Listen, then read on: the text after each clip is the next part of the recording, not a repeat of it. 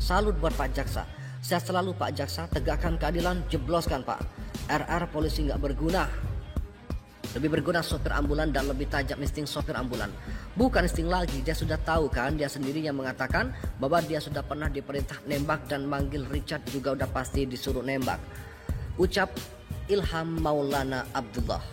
Bohong saja RR, kau bohong apa yang kau dapat? Ya Pak, harusnya bilang kepada Richard. Cepat dihukum berat aja Pak Hakim si RR.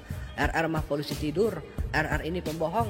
Mantap Pak Jaksa, gaspol sampai meleleh. Tulis user 164. Dia diminta untuk nembak tapi nggak berani dan masih mikir keluarganya dan anak-anaknya. Akhir Richard disuruh karena masih bujangan dan belum ada tanggungan. RR banyak berbohong. Coba RR kamu jujur ya. Polisi mental tempe ini. Polisi kok gini ya. Kebangetan, ujar Siti Fatimah. Gemes lihat RR. Alah, tetap aja bohong. RR itu iri sama almarhum Brigadir Joshua, saya yakin. Ya itu makanya dia nggak mau jujur. Nah, nunggu disuruh dulu. Ricky, aneh kamu. RR dengan berbohong emang kamu dapat apa dari Sambo? Kan sudah dipecat. Ricky, cobalah tetap jujur. Demi mengungkap kebenaran, dengan kejujuranmu itu akan meringankan hukumanmu. Sekarang tetap berbohong. Siapa yang menanam benih, dialah yang akan memanennya. Timpal Ida Zubaida. Demi cuan senior nggak ada artinya. Sebenarnya kejadian itu bisa terjadi nggak kalau emang RR berjiwa dan berhati patriotisme. Tapi kan parah nih RR. Duh RR, jujur aja, untuk apa kamu nutupin bangkai? Menjengkelkan memang RR. Aduh, bikin emosi, kata Nur Aziz. Saksi RR gemetar di sekakbat hakim. Apakah Anda yang dimaksud sekuat lama? Terserahmulah RR, berskenariomu. Allah melihat dan mendengar kejujuranmu. Ingat anak istrimu sangat mengharapkan kejujuranmu. Panggil Samsudin suruh ru'yah, ujar Odi 89. Cukup 600 juta buat selama ya dia di penjara. Polisi menceleh, kesaksiannya keliru. Oh begitu ceritanya ya bang. Ciut yang di RR. Pak Hakim terima kasih. Semoga sehat terus Pak Hakim. Timpal Bundai. Benar dia senior. Semestinya dia harus bercerita sama Sambo atau Joshua.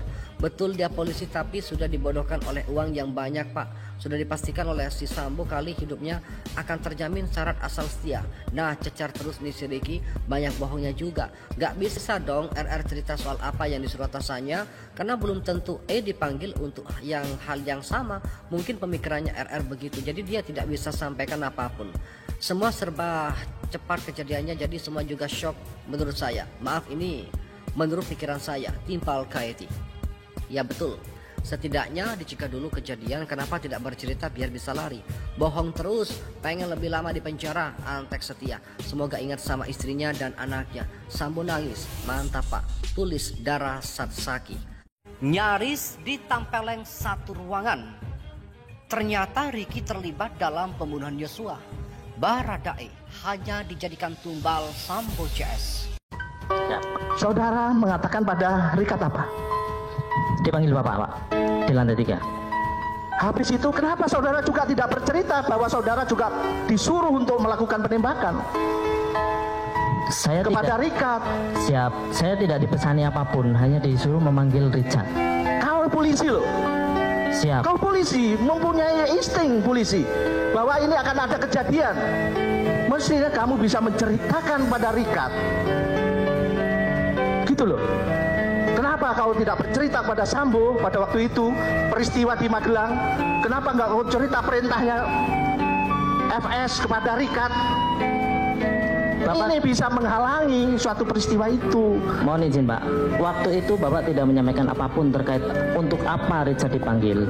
Nah, ya. Kalau polisi kok masih punya. Siap. Kau sudah disuruh, kau sudah diberi cerita. Kenapa nggak kau ceritakan pada temanmu? Jadi pernyataan Bapak yang sedang menangis waktu itu menyampaikan kalau ibu sudah dilecehkan sama Joshua membuat saya itu bertanya-tanya. Saya juga kaget, saya takut juga. Karena saya sebagai orang yang paling senior di Magelang, Pak. Iya, kamu senior loh. Siap. Mestinya kamu kepada adik-adikmu itu bercerita. Begitu juga pada waktu di Durian 3. Kenapa kamu di luar menungguin si Joshua? Kenapa kau tidak bercerita pada Joshua saat itu? Saya di luar itu bukan untuk menunggu Joshua, Pak. Karena memang saya baru selesai memutar kendaraan. Iya, tapi kan kamu berada di situ dan kamu sudah tahu loh. yang ada di benak saya waktu dipanggil oleh Pak FS, itu Pak FS menyampaikan kepada saya kalau dia mau manggil Yosua untuk menanyakan kan pastinya. Terus kamu backup saya, amankan saya. Kalau melawan pada saat dipanggil itu, kalau melawan, Baik, kamu terserah kamu ya. Siap. Kamu menjelaskan terserah kamu. Tadi sudah dinilai oleh majelis hakim. Kami cuma menegaskan bahwa sikapmu lah terjadinya peristiwa seperti ini. Gitu, sikap. Harusnya kamu bisa mencegah. Karena saya tidak tahu bahwa Joshua itu ada. Terserah kamu.